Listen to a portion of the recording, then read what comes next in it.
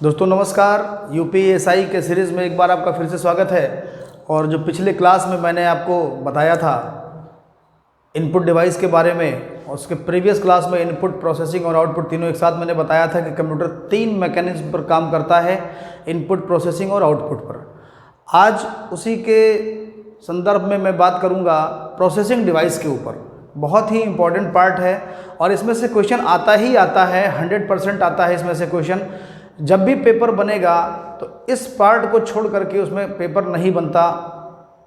अलग बात है कि कोई ना दे, लेकिन 99.99 रहता है कि इसमें से सवाल ज़रूर आता है। और मैं तो ये भी कहूँगा कि 100% आप मान सकते हैं उसको, कि इस वाले पार्ट से 100% में से आपको सवाल मिलना ही मिलना है कुछ ना कुछ। ऐसा नहीं हो सकता कि इस पार्ट को छोड़ करके कोई पेपर बनाया जाए। तो आज का जो वीडियो है बहुत ही महत्वपूर्ण होने वाला है। आप पूरा अंत तक वीडियो देखेंगे तो आज के वीडियो से भी आपके 2-3 नंबर कवर हो जाएंगे। कोशिश करता हूं कि आपको आपके मार्क्स दिलाने में मैं आपका सहायता करूं, मदद करूं। तो आइए शुरू करते हैं। आज का जो पार्ट है उत्तर प्रदेश पुलिस में जो आपका परीक्षा है यूपीएसआई, इसका जो पार्ट आज आप देखेंगे वो होगा प्रोसेसिंग डिवाइस।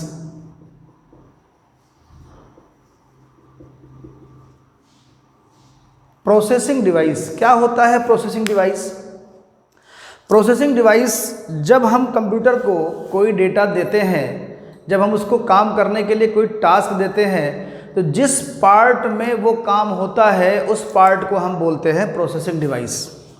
अब प्रोसेसिंग डिवाइस क्या है, इसको अभी हम बिल्कुल विस्तृत में बात करेंगे। तो प्रोसेसिंग डिवाइस का आपने डेफिनेशन देख लिया कि जब हम कंप्यूटर को कोई डेटा देते हैं तो जिस पार्ट में जा कर के उस डेटा पर काम होता है वो पार्ट, वो वाला भाग प्रोसेसिंग डिवाइस कहलाता है। डिवाइस माने मैं पिछले क्लास में बताया था कि डिवाइस के माने होता है यंत्र, मशीनरी से रिलेटेड है। तो डिवाइस के माने होता है यंत्र। अब सीपीयू जो होता है वो आपके प्रोसेसिंग डिवाइस के अंतर्गत आता है कंप्यूटर में। तो प्रोसेसिंग डिवाइस जो आपका आएगा वो आपका आएगा सीपीयू के नाम से कंप्यूटर में। यानी ये कह सकते हैं हम, और कहते भी हैं कि सीपीयू जो होता है कंप्यूटर का प्रोसेसिंग डिवाइस होता है। अब बात आती है कि सीपीयू है क्या। सीपीयू का पूरा नाम होता है सेंट्रल प्रोसेसिंग यूनिट। ये होता है प्रोसेसिंग डिवाइस कंप्यूटर का। यानी कि आपके कंप्यूटर का जो प्रोसेसिंग डिवाइस है उसका नाम है सीपीयू। इस चीज को हम कंप्यूटर का ब्रेन भी बोलते हैं। यानी जब भी आपके एग्ज़ाम में ऐसा बोला जाए, ध्यान रखिएगा दोस्तों, क्वेश्चन कैसे भी पलट के पूछ सकता है। और आपके एग्ज़ाम में जो क्वेश्चंस आएंगे वो आपके ऑब्जेक्टिव टाइप के ही आने चाहिए, और आएंगे भी, क्योंकि सीबीटी बेस्ड टेस्ट ज़्यादातर चांस रहता है होने का। कंप्यूटर बेस्ड टेस्ट जो होगा तो उसमें ऑब्जेक्टिव ही आना है ज़्यादातर। अब देखते हैं परीक्षाओं में कि ऑब्जेक्टिव ही आ रहा है, डिस्क्रिप्टिव नहीं आता है। तो जब ये पूछेगा कि कंप्यूटर का प्रोसेसिंग डिवाइस क्या है तो आपका एक आंसर बनता है सीपीयू। फिर आपका अगर पूछता है कि सीपीयू का फुल फॉर्म क्या होता है तो सेंट्रल प्रोसेसिंग यूनिट। ये भी एमसीक्यू के माध्यम से आपसे पूछ सकता है, या पूछ सकता है कि कंप्यूटर का ब्रेन, आपका पूछ सकता है कि कंप्यूटर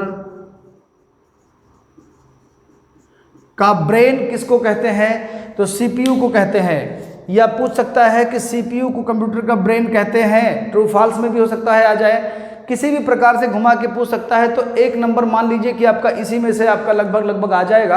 कंप्यूटर का ब्रेन पूछेगा, या इसका फुल फॉर्म पूछेगा, या ऐसा दे सकता है कि सीपीयू में, ऐसा भी पूछ सकता है कि सीपीयू में पी का क्या माने है, पी का मतलब क्या है, पर्पस, प्रोसेसिंग, प्रोसेस, या अन्य, या नन, ऐसा पूछ सकता है। तो ऐसा भी सवाल कभी कभी आ जाता है कि सीपीयू में यू का मतलब क्या होता है, यू स्टैंड किससे करता है, पी स्टैंड किससे करता है, सी स्टैंड किससे करता है। एक कैरेक्टर का भी आपको पूछ सकता है। ऐसा नहीं समझ सकते हैं आप कि मतलब बस फुल फॉर्म ही पूछेगा, कैसे भी पूछ सकता है। तो जब हम बात कर रहे हैं सीपीयू की, तो मैं इसको मिटाल दे रहा हूं, आप लोग देख लीजिएगा, आपकी वीडियो में स्क्रीनशॉट ले लीजिएगा। इसका जो फुल फॉर्म मैंने बताया सेंट्रल प्रोसेसिंग यूनिट बताया। अब देखते हैं इसके आगे।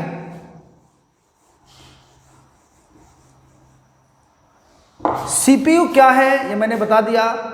सीपीयू का मेन काम होता है इनपुट लेना और उस पर काम करके यूजर को रिजल्ट देना।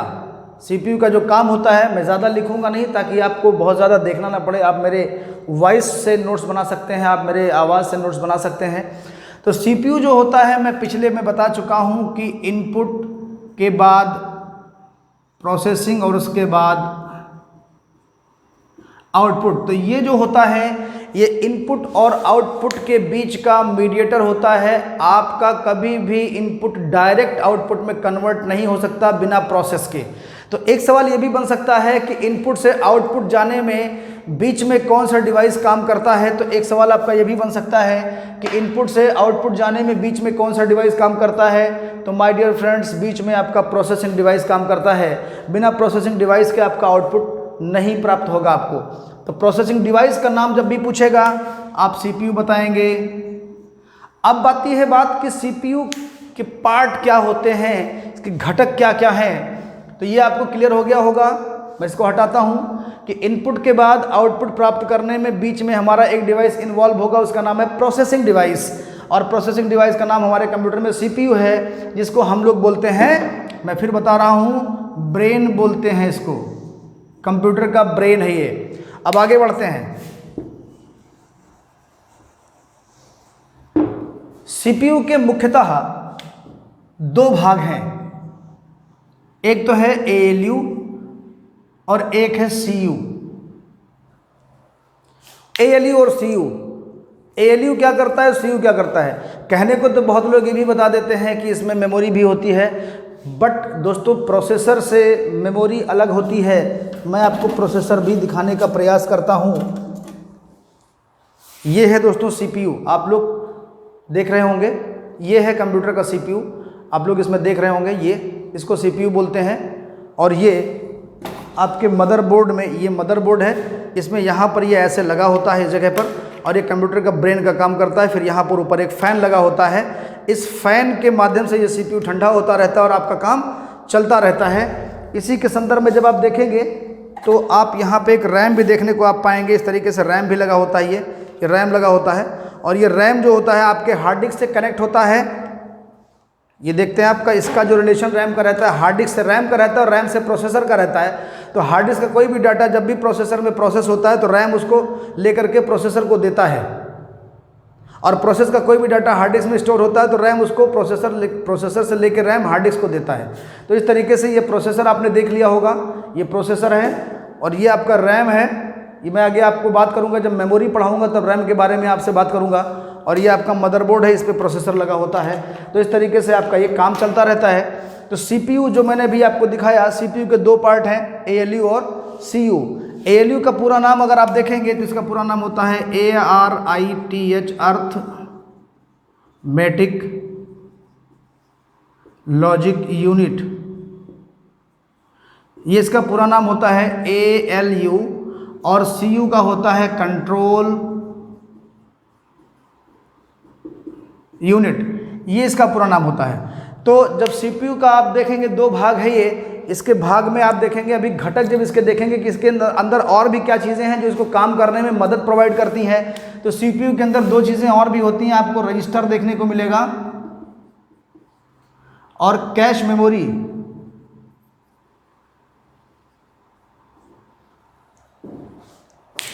तो ये आपका जो एएलयू होता है, अभी मैं रजिस्टर और कैश पे बाद में बात करूंगा, पहले मैं आपको बता देता हूँ एएलयू क्या करता है। एएलयू का नाम है अर्थमेटिक लॉजिक यूनिट, यानी जो भी गणितीय गणनाएं होती हैं, भाग, गुणा, जोड़, घटाव, ये सारी चीज़ें आपके अर्थमेटिक में होती हैं। और फिर इसका रिजल्ट प्रोड्यूस करना, इसको स्टोर कराना, एक लॉजिकल फॉर्म में कन्वर्ट करना, ये आपका एएलयू का काम होता है। और ये इसलिए न्यूमेरिकल पे काम करता है क्योंकि हमारा जो कंप्यूटर है वो गणनाओं पे काम करता है। और गणनाएं जो होती हैं, आप समझते हैं कि कंप्यूटर को कोई भी डेटा जब हम देते हैं तो गणना के फॉर्मेट में लेता है, मशीन कोड के फॉर्मेट में लेता है। मशीन कोड हम आपको आगे बताएंगे 0101 के फॉर्मेट में लेता है। और जब कोई चीज़ 0101 के फॉर्मेट में आएगी तो जाहिर सी बात है कि गणना ही करेगा। 0101 फॉर्मेट जो होता है आपके मशीन कोड का फॉर्मेट होता है। तो एएलयू जो करता है आपका मैथमेटिकल कैलकुलेशन करता है। जब भी आपसे सवाल पूछा जाएगा कि एएलयू का कार्य क्या है तो दोस्तों आप बता दीजिएगा कि एएलयू जो हमारा होता है ये कैलकुलेशन का काम करता है। एएलयू जोड़ घटाव गुणा भाग का काम करता है और उस डेटा को लॉजिकल फॉर्म में कन्वर्ट कर देता है जिससे हम उसको समझ सकें। बात हमारे समझ में आ सके कि हमने जो दिया था उसने उसको कैसे कन्वर्ट किया, कैसे काम किया। तो ALU जब भी काम करेगा वो आपके अर्थमेटिक लॉजिक यूनिट पे काम करता है, यानी कि मैथमेटिकल काम करता है। और कंट्रोल यूनिट क्या करता है, कंट्रोल यूनिट जो आपका होता है वो आपके पूरे कंप्यूटर के कंट्रोलिंग का काम करता है। इवन यहाँ तक भी काम करता है कि आप जो डेटा इनपुट देते हैं उस डेटा को वो इस तरीके से स्टोर करता है, कंट्रोल करता है कि किस डेटा को कहाँ पर भेजना है, स्टोर कराना है या प्रिंट कराना है, आपके कमांड के हिसाब से उसकी कंट्रोलिंग करता है वो। जैसे आप समझ लीजिए किसी फंक्शन में एक ऐसा आदमी होता है कि जो पूरे फंक्शन को कंट्रोल करता है। मान लिया किसी के यहाँ शादी विवाह है, अब शादी विवाह में एक आदमी ऐसा आपको मिलेगा दरवाजे पर जो बैठा रहेगा चेयर लगा के और सारा काम देखता रहेगा कि आपको ये करना है, आपको ये करना है, आपको ये करना है, सारा कंट्रोलिंग का काम करता है। तो उस फंक्शन में वह व्यक्ति CU का काम करता है, कंट्रोल यूनिट का काम करता है कि हलवाई कहाँ लगेगा, टेंट कहाँ लगेगा, ये वो बताने का काम करता है। जो एक बुजुर्ग दादाजी होते हैं अक्सर उनको काम ऐसा दे दिया जाता है, तो वो आपका कंट्रोल यूनिट का काम करते हैं। ठीक कंप्यूटर में भी कंट्रोल यूनिट का काम आप ऐसे ही देखते हैं कि सारा कुछ कंट्रोलिंग करने का पूरे सिस्टम का काम इसी का होता है। और ब्रेन ही पूरे सिस्टम को कंट्रोल करता है, दिमाग ही कंट्रोल करता है। लेकिन दिमाग में दो पार्ट जब बटे तो ये मेन कंट्रोलिंग का काम करता है आपका कंट्रोल यूनिट। इनपुट को कन्वर्ट करके कैसे आपको आउटपुट देना है, कैसे आपको स्टोर कराना है, कीबोर्ड कैसे काम करेगा, माउस कैसे काम करेगा, इवन मैं ये कह सकता हूँ सारे कंट्रोलिंग का काम आपका कंट्रोल यूनिट करता है। आप इसको एक लाइन में समझ लीजिए, बहुत ज़्यादा डिटेल में जाने की ज़रूरत नहीं है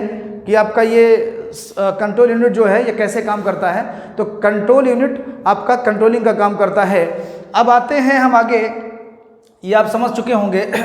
तो ALU जो हमारा होता है ये बहुत तेज़ी से काम करता है रजिस्टर के माध्यम से।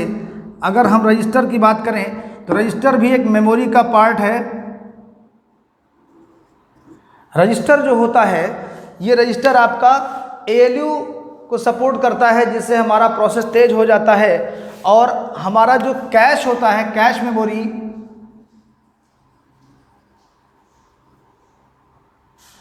कैश मेमोरी जो होता है इसको कैचे लिखते हैं बट पढ़ते हैं कैश मेमोरी।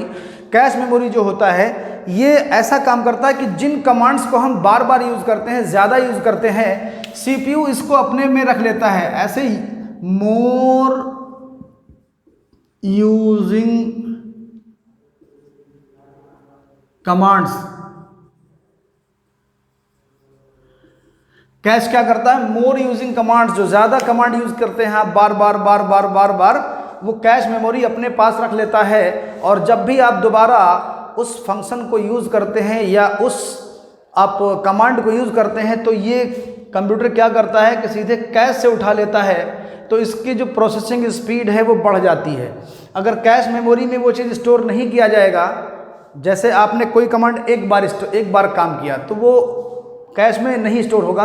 जब आप किसी कमांड को बार बार यूज़ करते हैं तो कैश उसको ये मान के रख लेता है कि अभी आप उसको फिर कॉल करेंगे, फिर आप बुलाएंगे, तो कैश अपने पास रख लेता है। और जब CPU उसका डिमांड करता है तो ये कैश अलग से ना ला करके सीधे अपने पास रखे रहता है, उठा करके दे देता है।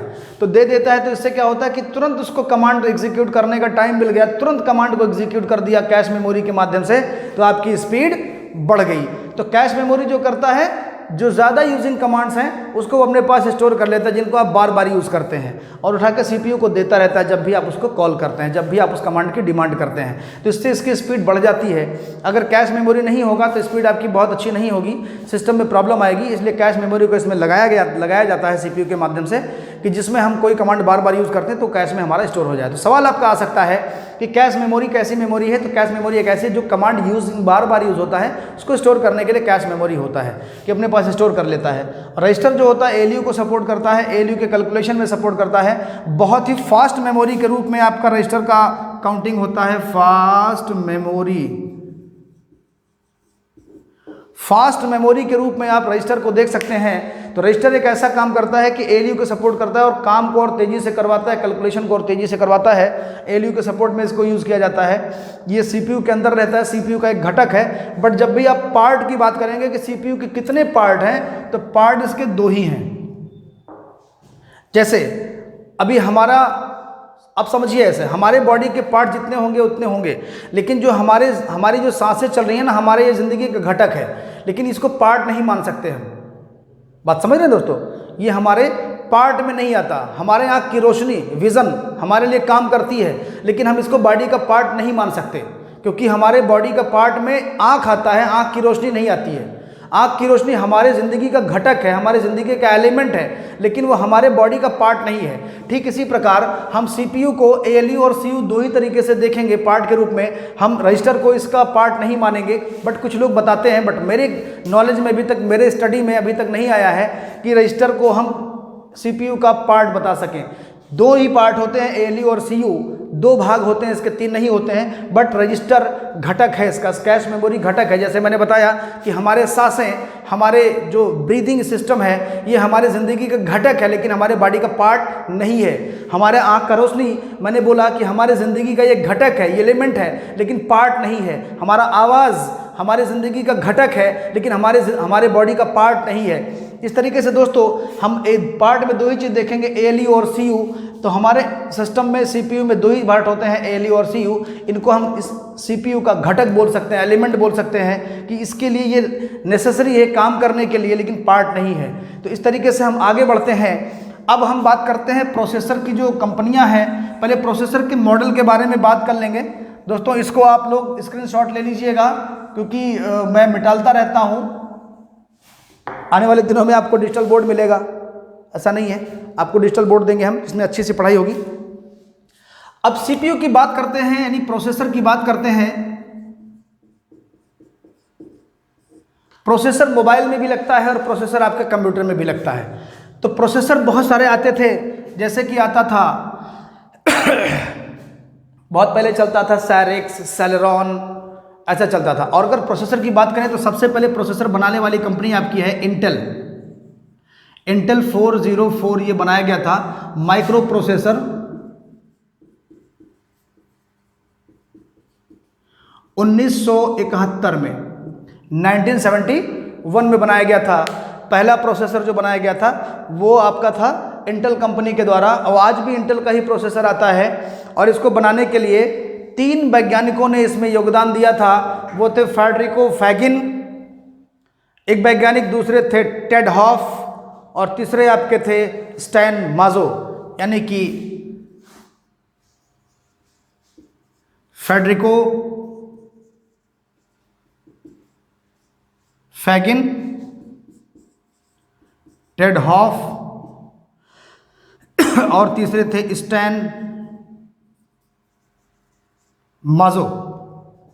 ये 3 ऐसे साइंटिस्ट थे कि जिन्होंने इंटेल के लिए काम करके पहला माइक्रो प्रोसेसर तैयार किया था 1971 में, 1971 में। तो सवाल आपसे ये भी पूछ सकता है आपके एग्जाम में कि इंटेल कंपनी का सबसे पहला प्रोसेसर कौन सा था। तो उसका संख्या आप लोग याद करिएगा, 4004। ये आपका पहला माइक्रो प्रोसेसर था, इंटेल कंपनी के द्वारा बनाया गया। इसका सन था 1971, और इसमें एक ही प्रोसेसर यूज़ किया गया था, एक ही CPU, इसमें इस CPU के अंदर एक प्रोसेसर यूज़ किया गया था। तो ये आपका 3 साइंटिस्ट ऐसे थे, महान वैज्ञानिक, जिन्होंने इस प्रोसेसर का निर्माण किया था फर्स्ट टाइम इंटेल कंपनी के लिए। फेडरिको फैगिन, टेड हॉफ और स्टैन माजो। ये आप लोग देख लीजिएगा, आप इसको स्क्रीनशॉट ले लीजिएगा। आगे बढ़ते हैं कि ये प्रोसेसर क्या होते हैं।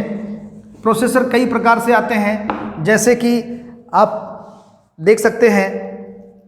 जैसे प्रोसेसर आपका बहुत पहले आता था सेलरॉन, Cyrix आया, फिर सेलरॉन आया, फिर आपका P2 आया, P3, P1, P2, P3, P4। But अभी जो ट्रेंडिंग में चला, इतना मैंने बताया कि Cyrix आया, सेलरॉन आया, सेलरॉन के बाद आपका पेंटियम आया, पेंटियम 1, 2, 3, 4। फिर उसके बाद पेंटियम 4 के बाद आपका जो ट्रेंडिंग में आया वो आपका आया डुअल कोर। अच्छा, प्रोसेसर की 2 कंपनियां मैंने अभी नाम लिया है, इंटेल और AMD। 2 अग्रणी कंपनियां हैं। बाकी जो हैं वो मोबाइल के प्रोसेसर्स बनाती हैं। अब आप देख रहे हैं डुअल कोर प्रोसेसर आपका आया था, फिर आपका आ गया था उसको कह सकते हैं क्वाड कोर में, ऐसे बहुत सारी चीज़ें। डुअल कोर भी आया है, कोर 2 डुओ भी आया है। बट जो बेसिक क्वेश्चन आता है वो कहाँ से आता है, क्वाड कोर और हेक्सा कोर, ऑक्टा कोर। मतलब ये हो गया कि डुअल कोर में क्या हो गया कि प्रोसेसर CPU एक ही है, लेकिन इसमें आपके 2 प्रोसेसर लगाए गए। प्रोसेसर जो लगी संख्या हो गई इसकी, प्रोसेसर एक ही बैठाए जाते हैं। जैसे मैंने अभी बात किया था, प्रोसेसर आपको दिखाया गया था। जैसे ये प्रोसेसर है, ये भी इस प्रोसेसर पे अगर आपको नहीं दिखेगा दोस्तों, लेकिन इस पे लिखा हुआ है डुअल कोर लिखा हुआ है इस पे। तो डुअल कोर के माने हो गया ये वाला प्रोसेसर। तो इस प्रोसेसर का मतलब हो गया कि ये बॉडी तो इसकी एक ही है, इसकी बॉडी एक ही है, बट इसके अंदर 2 माइक्रो प्रोसेसर लगाए गए हैं, 2 अंदर लगाए गए हैं, जिसको डुअल कोर बोला गया। क्वाड कोर में आपका ये एक CPU में 4 प्रोसेसर लगाए जाते हैं, 4 कोने होते हैं, 4 कोर होता है, 4 प्रोसेसर होते हैं। ऐसे हेक्सा के माने 6 होता है, इसमें आपके 6 लगेंगे, तो इसलिए इसको आपको नाम दिया गया हेक्सा कोर। और ऑक्टा में आपके 8 लगेंगे, 8 प्रोसेसर काम करेंगे इस पे। CPU एक ही होता है, लेकिन इसके अंदर जो बनाए जाते हैं वो आपके 8 तरीके के चिप लगेंगे इसमें काम करने के लिए, प्रोसेसिंग के लिए। तो डुअल कोर में 2 चिप लगेंगे काम करने के लिए, डबल प्रोसेसर लगेगा। आपके क्वाड कोर में 4 प्रोसेसर लगेंगे। CPU सब में एक ही होता है, एक ही बॉडी होती है, बस उसके अंदर सेटिंग ऐसी की जाती है, बनाए ऐसे जाते हैं कि वो आपके बैठा दिए जाए और चारों काम करने लगे। एक ही बॉडी में चारों को फिक्स कर दिया जाएगा। हेक्सा कोर में आपका ये हो जाता है 6 हो जाएंगे, 1 2 3 4 5 6। और ऑक्टा कोर में आपके 1 2 3 4 5 6 7 8 हो जाएंगे। अभी फिलहाल इसमें 1 2 3 4 5 6 7 और 8 हो गए। हाँ, 8 चिप लगेंगे और 6 वाले में हेक्सा में 6 और क्वाड में 4 और डुअल कोर में 2। इस तरीके से प्रोसेसर जो इसमें आते हैं वो आपका डुअल कोर मैंने बता ही दिया।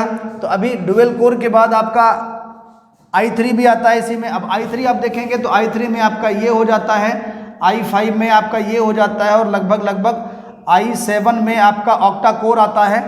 और ये जनरेशन के ऊपर भी निर्भर करता है कि ये किस जनरेशन के हैं। 7 जनरेशन के ऊपर जो आ रहे हैं, 7th के ऊपर 7 जनरेशन के ऊपर जो आ रहे हैं वो आपके लगभग हेक्सा कोर में और ऑक्टा कोर में जा रहे हैं। तो इस तरीके से आप कोर का मतलब समझ गए होंगे कि डुअल कोर मतलब डबल है, तो डबल प्रोसेसर लगेगा इस CPU में। क्वाड कोर के माने होंगे कितने चिप इसमें काम करेंगे, इसमें 4 चिप काम करेंगे। और आपका हेक्सा कोर है, इसमें आपके 6 चिप काम करेंगे। ऑक्टा कोर इसमें आपके 8 चिप काम करेंगे। तो दोस्तों अभी कुछ देर पहले आपने प्रोसेसिंग डिवाइस देख लिया। प्रोसेसिंग डिवाइस यूँ तो बहुत बड़ा चैप्टर है, अगर पढ़ाने में लगेंगे तो टाइम लगेगा, बट आपके एग्जाम के पॉइंट ऑफ व्यू से मैं आपको बता रहा हूँ। जितना मैंने आज बताया है इसमें आप देख लीजिएगा। मैं एक बार फिर से 2 मिनट में रिवीजन कर देता हूँ।